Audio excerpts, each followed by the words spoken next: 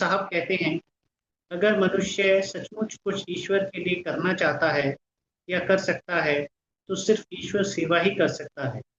सत्य धर्म का आचरण ही सर्वश्रेष्ठ ईश्वर सेवा है। ईश्वर एक शक्ति है, कोई पुरुष नहीं, कोई स्त्री नहीं।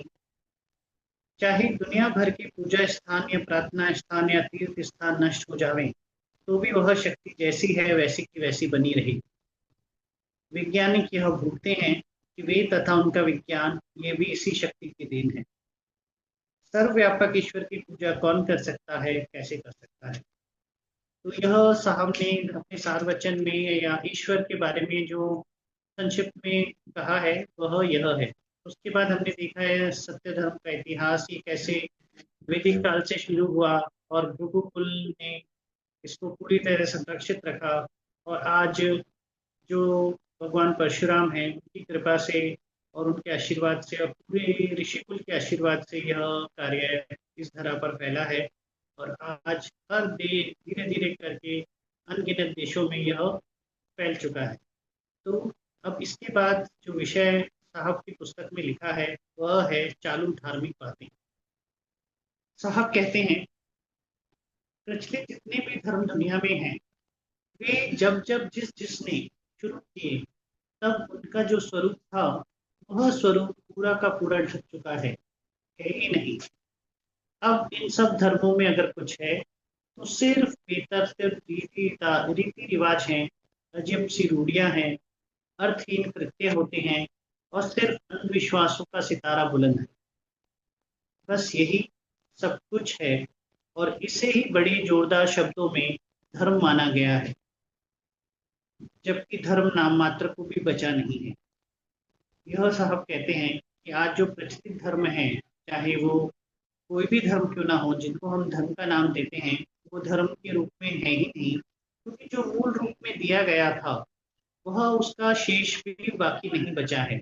अभी जो कुछ है वह हमारे ऊपर लादा गया है और वह है जो कि हमारे पंडितों पुजारियों या जिन्हों जो भी केंद्र रहे हैं धर्म की आस्था के, उन लोगों ने जो भी नियम कानून बनाए वही हमारे लिए धर्म हो गया। लेकिन वास्तविकता इससे बहुत अलग है। हमारा उस सब बातों का धर्म से कहीं कोई संबंध नहीं है। जो धर्म था वह मूल रूप में पूरी तरह से ढक चुका है और हमारे सामने जो धर्म अभी प्रेषित है या दिखाई देता है वह वास्तव में धर्म ना होकर सिर्फ रूढ़िवादिता है, अंधविश्वास है, यही हमें दिखाई देता है।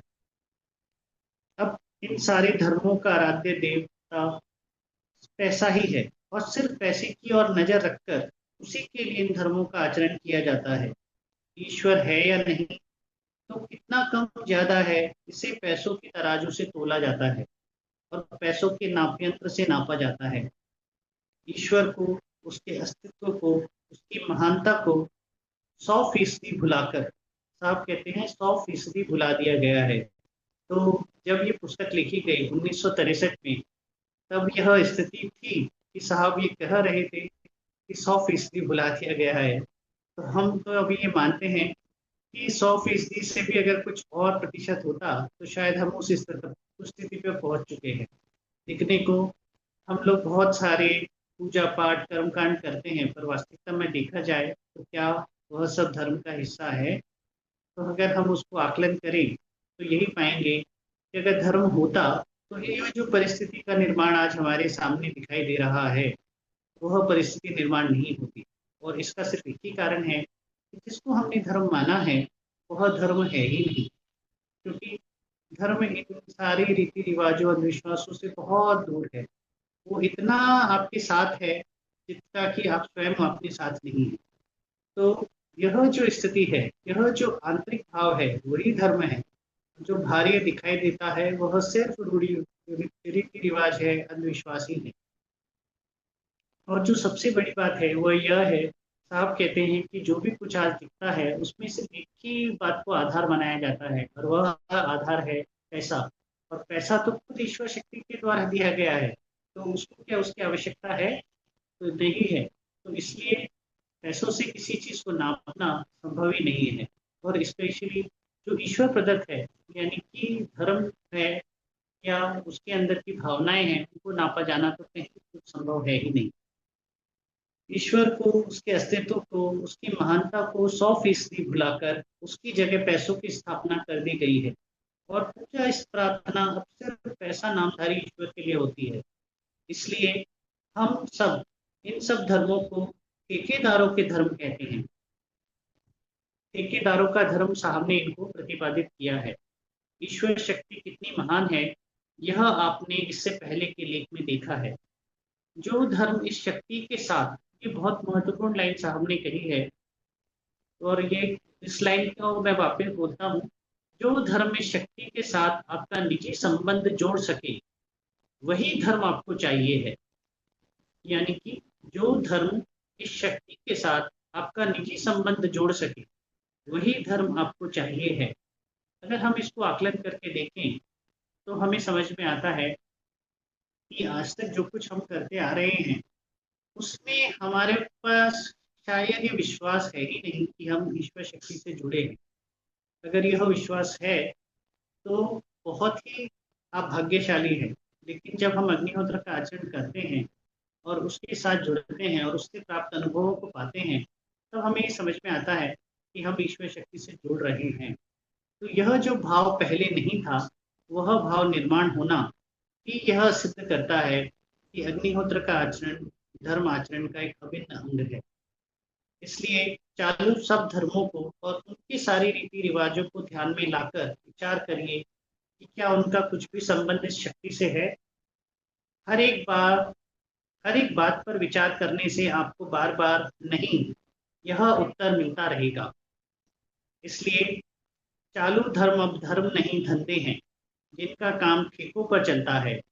इनमें लालच है पुण्य का, स्वर्ग का। इनमें डर दिखाया गया है पाप का, नर्क का। इन धर्मों के आचरण के लिए पग पग पर पैसा चाहिए। पैसे से ही विधि की शुरुआत, पैसे से मध्य और पैसे से अंत। परमात्मा जहाँ होगा वहाँ होगा। पहले ठेकेदारी रूपी परमात्मा को खुश करो, तो शायद आप भी ठेकेदार बन सकें। बस धर्म हो गया। तो साहब ने साफ साफ ये कह दिया है कि जो कुछ हम देख रहे हैं उसमें जितना पैसे को महत्व दिया जाता है, तो धर्म का स्वरूप पूरी तरह से ढक जाता है। अब निश्चित जानिए कि ये सारे के सारे अंधविश्वास खोखले हैं, कोई अर्थ नहीं रखते। सबकी सब रूढ़ियां मनुष्य को मनुष्यत्व से गिराकर जानवर बना देती हैं। ये रूढ़ियां मनुष्य की बुद्धि को एक बड़ा भारी चैलेंज है। इनसे यदि मनुष्य अपने को छुड़ा सके, बचा लेता है, तो एक बहुत ही बड़ी विजय उसके हाथ लगेगी। और उस विजय का नाम होगा, क्या नाम दिया है साहब ने? धार्मिक ठेकेदारों के भ्रमजाल से मुक्ति। इसी अभी कुछ ही दिन पहले मैंने भगवान बुद्ध से संबंधित एक वीडियो देखा। उसमें एक राजा हैं और अपने जो उनके पूर्वज हैं उनका वो पितृदान कर रहे हैं।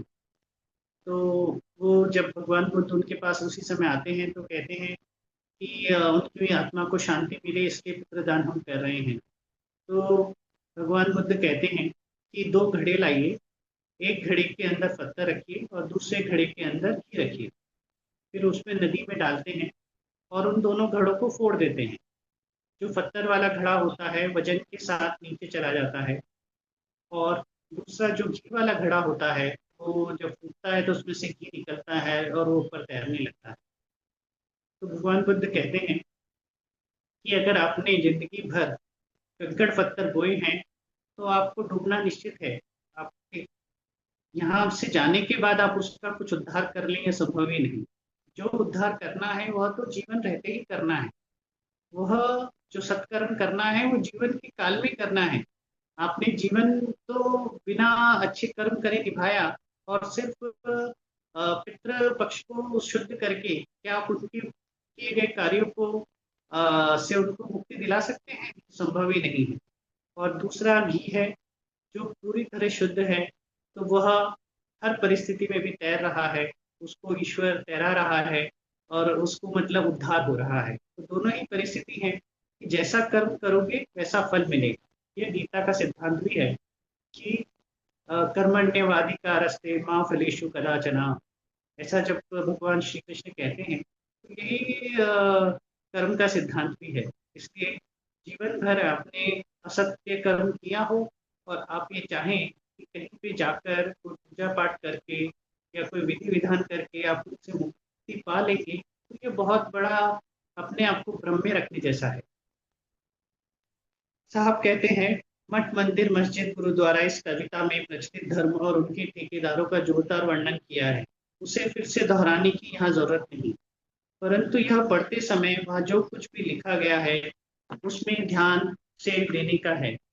तो इसीलिए जो साहब मठ मंदिर पुस्तक में लिखते हैं, एक छोटी सी 10 रुपए की किताब आश्रम से प्रकाशित होती है।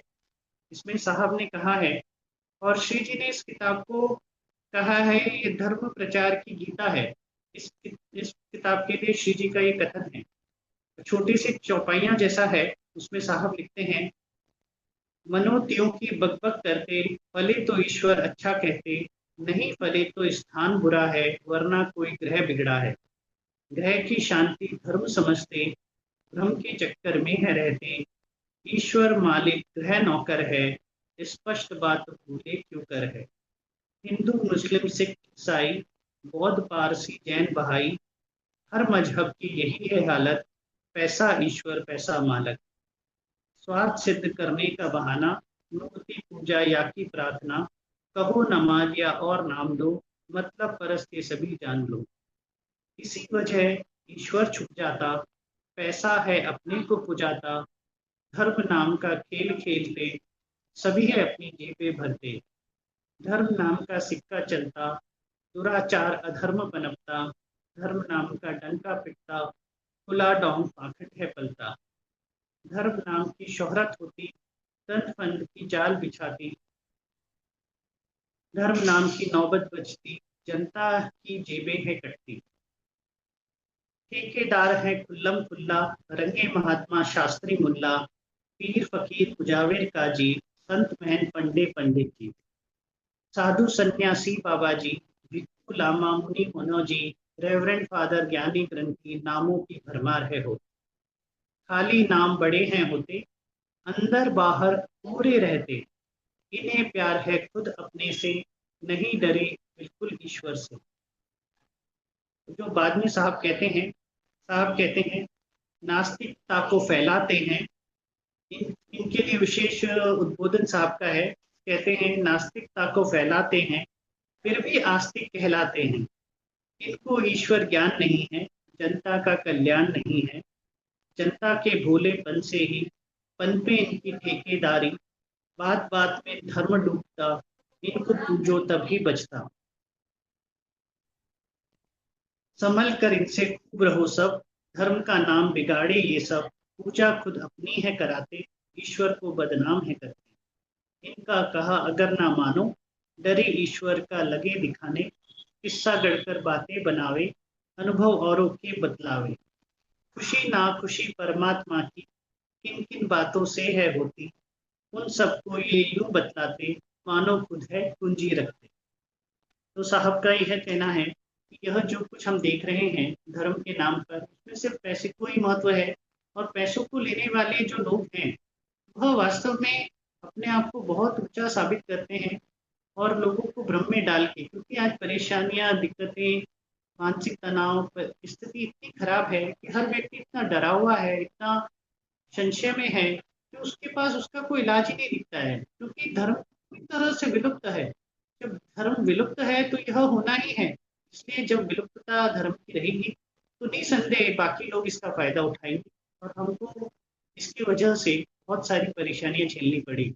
आज अग्निहोत्र का आचरण करके हम सिर्फ शरीर से मन से स्वस्थ नहीं होते, हम इन सब बातों से विचारधाराओं से भी मुक्त होने लगते हैं, जिनकी वजह से हमें बहुत सारी परेशानियां देखनी पड़ती हैं।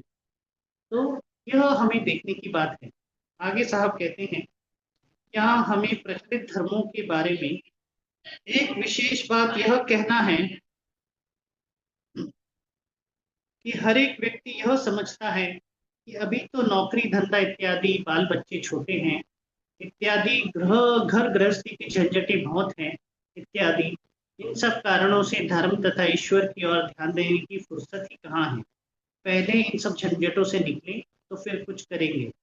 सारांश यह कि धर्म, ईश्वर इत्यादि बातें रिटायर होने के बाद भी ढंग से कर सकते हैं, यह इतनी गलत प्रवृत्ति है। मनुष्य का कभी भी सांसारिक झंझटों से छुटकारा नहीं होता, चाहे उसकी उम्र कितनी ही अधिक क्यों ना हो। उसे तो हमेशा अपना छुटकारा कर लेना पड़ता है। साहब कहते हैं कभी इन सब चीजों से छुटकारा नहीं मिलता, हमें अपने आप ही इनसे छुटकारा लेना होता है, हमारे ही प्रयास करने पड़ते हैं। परंतु प्रचलित धर्म शक्तिहीन हो चुकने के कारण या रूढ़ी परंपरा में जकड़े हुए होने के कारण मनुष्य को धर्म दुनिया में रहते हुए दुनिया की झंझटों से मुक्त नहीं कर पाते। फिर ऐसे नीरस धर्मों का आचरण पहले यानी जल्दी शुरू किया जाए तो क्या, और बाद में यानी देर से शुरू किया जाए तो क्या। परंतु इस चालू धार्मिक दुष्प्रवृत्ति का एक बहुत ही अजीब सा परिणाम देखने में आता है। वह यह है कि जब मनुष्य बूढ़ा होकर सेवानिवृत्त या रिटायर हो जाता है और उसे उसका बहुत का बेकार का समय खाने को दौड़ने लगता है, तो वह एक अजीब सी उलझन में पड़ जाता है। पहले के सहयोगी उसे पूछते नहीं, मित्र मंडल कम हो जाते हैं और यहाँ तक कि घर के लोग भी उसे पहले जैसा आदर नहीं देते। इन कारणों से स्वभाव चिड़चिड़ा हो जाता है। रोज मृत्यु पास आ रही है, इसका निरंतर डर बना रहता है। ऐसे लोग अपना समय निकालने के साथ साथ परलोक सुधारने के लिए किसी न किसी धर्म ग्रंथ और उसकी टीका को लेकर बैठ जाते हैं। जिंदगी तो सारी तरह से आसक्ति रखकर, झूठ बोलकर, घूस खाकर, दूसरों को अकारण नुकसान कर, खुद का स्वार्थ सिद्ध कर साध कर बिताई, और अब जब कोई नहीं पूछता तब ये धर्म ग्रंथ के सहारे अपना सुधार करते हैं जो हो ही नहीं सकेगा। तो यह जो भगवान बुद्ध का हमने देखा कि जिंदगी भर तो आपने अपने स्वार्थ के कार्य किया और उसके बाद मृत्यु के बाद अगर आप उसका पितृपक्ष पे कुछ कर भी दें तो उनको कोई लाभ नहीं होने वाला है, क्योंकि यह ईश्वर की योजना ऐसी नहीं है। ईश्वर ने कहा है कि जैसा कर्म करोगे वैसा ही परिणाम आपको मिलेगा। इसके लिए कोई भी पद्धति कुछ भी करके हम उसको संभाल नहीं सकते। इसलिए इसलिए आवश्यकता इस बात की है कि हम सत्य आचरण करें, और जिससे कि हम अपना ही नहीं अपने पूरे परिवार का, अपने स्नेही जनों का कल्याण कर सकें। एक छोटा पैरा मैं छोड़ रहा हूँ, इसके बाद का पढ़ते हैं। कुछ कुछ लोग रिटायर होने के बाद के पूर्व लिखित कारणों से ही ले लेते हैं संन्यास, यानी सिर्फ कपड़े बदल डालते हैं और कुछ भी नहीं बदलते। कपड़े बदलना संन्यास नहीं है, या संन्यास ले लेने से ही मनुष्य धार्मिक नहीं बन जाता। और आज के जमाने में तो संन्यास का असली धर्म से करीब करीब कोई संबंध ही नहीं रह गया है। आज का संन्यास तक स्वाद से भरा है। इसलिए कोई भी कभी भी संन्यास ना ले, यही अच्छा होगा। आज का गृहस्थ जीवन आज के संन्यास जीवन से कई गुना अच्छा और श्रेष्ठ है। जैसा हमने पिछले सत्र में भी देखा था, हमने साहब की एक लाइन है, अपना घर ही तप स्थान है, जगह न कोई अधिक महान है। तो यह बात इस बात से भी सिद्ध होती है कि साहब कहते हैं कि कभी भी कोई संन्यास ना ले, यही अच्छा होगा। आज का गृहस्थ जीवन आज के संन्यास जीवन से कई गुना अच्छा और श्रेष्ठ है। संन्यास आश्रम का जो आदर्श पहले दिखता था, उसका नाम मात्र भी अवशेष नहीं है। बुढ़ापे का तीसरी प्रकार का धर्माचरण है, साहब फिर कहते हैं, तीर्थ यात्रा। जिंदगी जल्द ही खत्म होने वाली है, यह समझकर पाप होने व पुण्य कमाने के लिए की गई तीर्थ यात्रा ना तो पाप होती है और ना ही पुण्य देती है, यह निश्चित जानिए। तीर्थ शब्द का अर्थ है सद्गुरु। तो आज तक जितने भी और जहां भी और जब भी सद्गुरु आए, तो जहां वे जन्मे या रहे, जहां उन्होंने कार्य किया या समाधि ली इत्यादि स्थान तीर्थ स्थान हो गए। और अब भी वे तीर्थ स्थान ही हैं, परंतु यह मानना कि जिंदगी तो धर्माचरण रहित गुजारो और बुढ़ापे में किसी तीर्थ की यात्रा कर लो तो सब पाप धुल जाएंगे और पुण्य प्राप्ति होगी, यह खुद को धोखा देना है। यह खुद को धोखा देना है और दूसरों पर गलत असर डालने वाली बात है। यह सत्य है कि जहाँ जहाँ सद्गुरु कोटि के लोग रहे, उस गांव या जगह की मिट्टी तक उनके पद स्पर्श से पवित्र हो गई। इसलिए ऐसे स्थानों पर मनुष्य के पहुंचते ही उसके चित्त वृत्ति पर उस जगह का वातावरण का निश्चित ही प्रभाव पड़ेगा।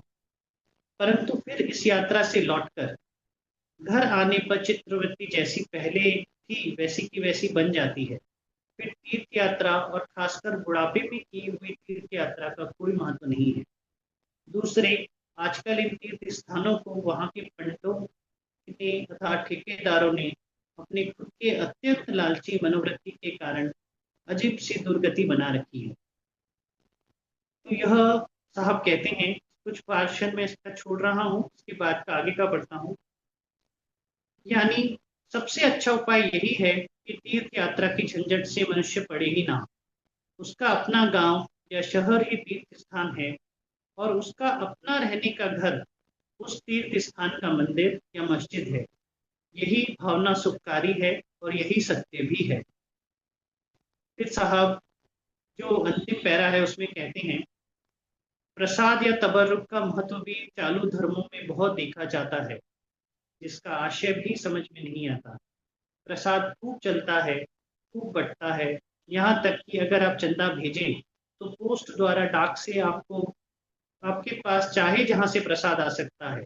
परंतु अगर कुछ पैसा रुपया भेजे तो ही, इतने में ही बस नहीं, प्रसाद खुले आम दुकानों पर भी बिकता है बगैर पैसे के। मगर इन खोखले ईश्वर स्थानों में प्रसाद तक नहीं मिलता। पैसों से प्रसाद खरीदना है तो फिर पूजा स्थान या प्रार्थना स्थान की बजाय बाजार की मिठाई की दुकान अधिक अच्छी है, और पैसों की एवज में भाव ताव से पूरा तोल तो मिलेगा। पता नहीं लोग प्रसाद के पीछे क्यों दीवाने रहते हैं, और यह प्रसाद खाने से उन्हें मिलता क्या है, उनके अंदर क्या कुछ होता है।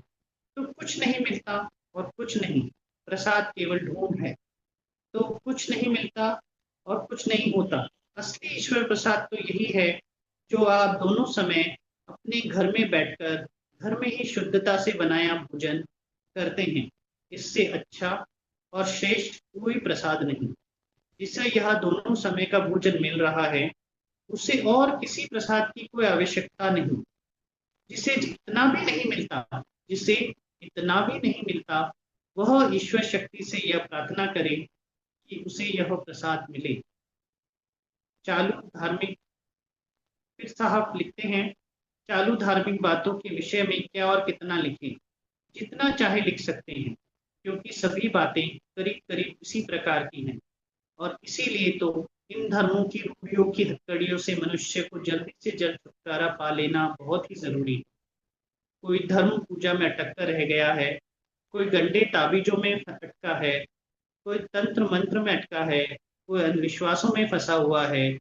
शुद्ध धर्म पालन कोई मनुष्य कर सके, साहब कहते हैं, शुद्ध धर्म पालन कोई मनुष्य कर सके, ऐसी किसी भी चालू धर्म की परिस्थिति ही नहीं है। इतनी सही और सटीक लाइन साहब ने कही है कि शुद्ध धर्म पालन कोई मनुष्य कर सके, ऐसी किसी भी चालू धर्म की परिस्थिति ही नहीं है। इसलिए अब ये धर्म सिर्फ कानूनी ही रह गए हैं, जिनका उपयोग जन्म, शादी, ब्याह या मृत्यु के समय होता है। खासकर जब मरने वाले का कोई वसीयतनामा छोड़कर नहीं मरता, तभी धर्म यह बताता है कि उसकी जायदाद किसे और कैसे बटे। इससे ज्यादा आज धर्म का और कोई उपयोग नहीं है, यह साहब कहते हैं। तो चालू धार्मिक बातों में साहब का कहना है कि प्रसाद है, तीर्थ यात्रा है, रूढ़ी रिवाज है, अंधविश्वास है, या जो भी प्रचलित पद्धतियां हैं, इनमें कहीं कुछ भी धर्म नहीं है। क्योंकि इनसे हमने आज तक सैकड़ों हजारों करोड़ों लोग इसका आचरण कर रहे हैं, फिर भी हमारा सबका यह पूर्ण विश्वास है कि आज धर्म लुप्त प्राय है। लुप्त प्राय कहना चाहिए, बल्कि कहना चाहिए मृत प्राय है, एक मरणासन अवस्था में है। हमने पिछले सत्संग में देखा था कि कैसे भगवान परशुराम श्री जी के पास चार कुत्ते लेकर आए थे जो पूरी तरह से पीड़ित थे, और उन्होंने कहा था कि आज वेदों की यही हालत है।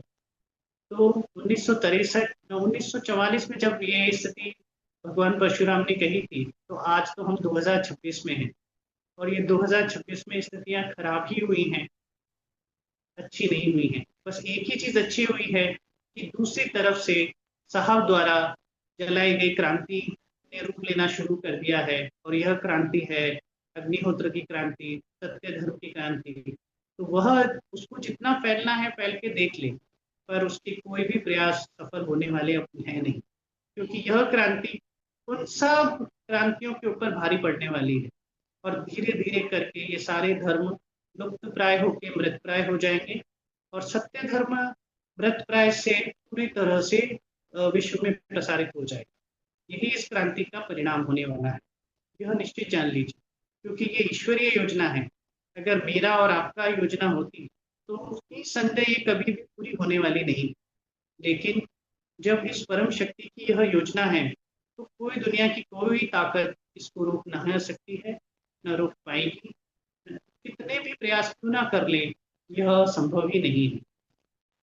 इसी संदर्भ में महानुभाव का अद्भुत दर्शन पुस्तक में एक छोटा सा इंस्टांस है जो साहब और श्री जी के संबंध में है, तो वह पढ़ते हैं और फिर इस सत्र का समापन करेंगे।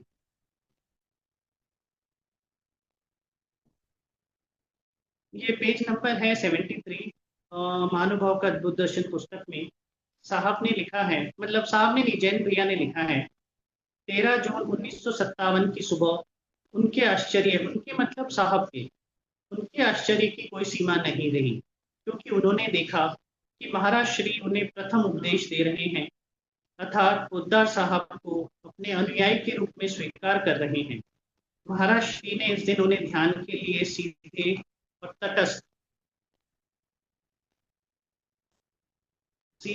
तटस्थ कैसे बैठना, ध्यान किस प्रकार करना, इस सब का प्रात्यक्षिक स्वयं कर दिखलाया।